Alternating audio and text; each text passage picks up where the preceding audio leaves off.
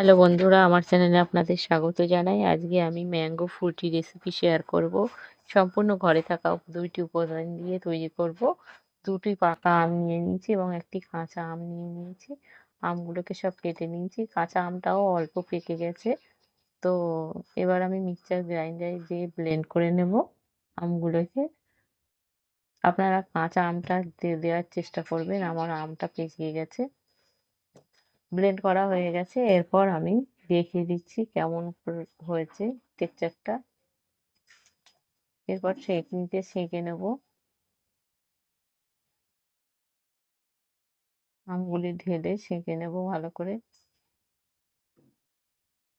যদি গুটলি থেকে থাকে তাহলে সেগুলো দেওয়া যাবে না।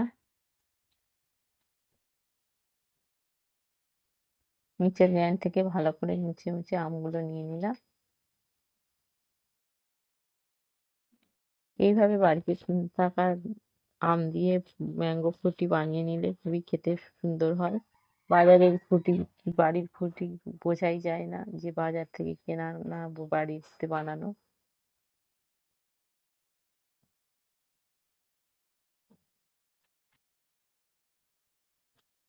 তো কিছুটা গোটা ছিল সেগুলো বাদ দিয়ে দিলাম ছেঁকনির মাধ্যমে করে।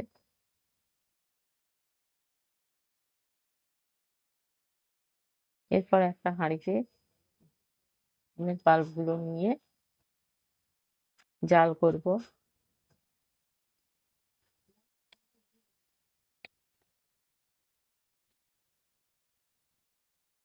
চিনি দিয়ে দেবো, ৩-৪ চামচ চিনি দিয়ে দেবো।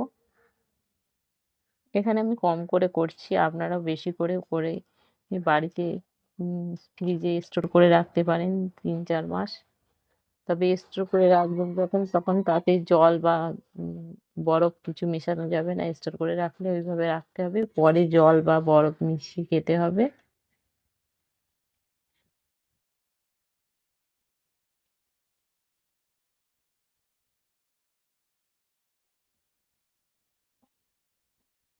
তো দেখুন আমার আমের পাল্পটি কেমন ঘনত্বের হয়েছে। এরপর আমি বন্ধ করে দিলাম, ঠান্ডা হতে দেবো। ঠান্ডা হয়ে গেলে আমি একটা গ্লাসে ঢেলে নেব আমের পাল্পগুলো।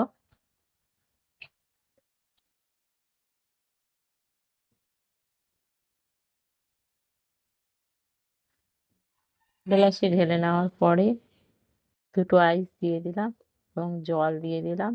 এবারে আরো 2টি আইস দিয়ে দিলাম, দিয়ে এবার নাড়তে থাকবো।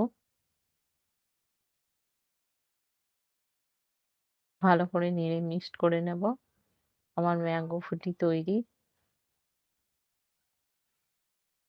এইভাবে বাড়িতে খুব সহজেই ম্যাঙ্গো ফ্রুটি বানিয়ে নিতে পারেন বন্ধুরা।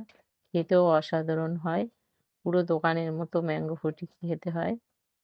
তো ভালো থাকবেন, সুস্থ থাকবেন। পরবর্তী ভিডিওতে আবার দেখা হবে। আমার ভিডিওটি দেখার জন্য অসংখ্য ধন্যবাদ।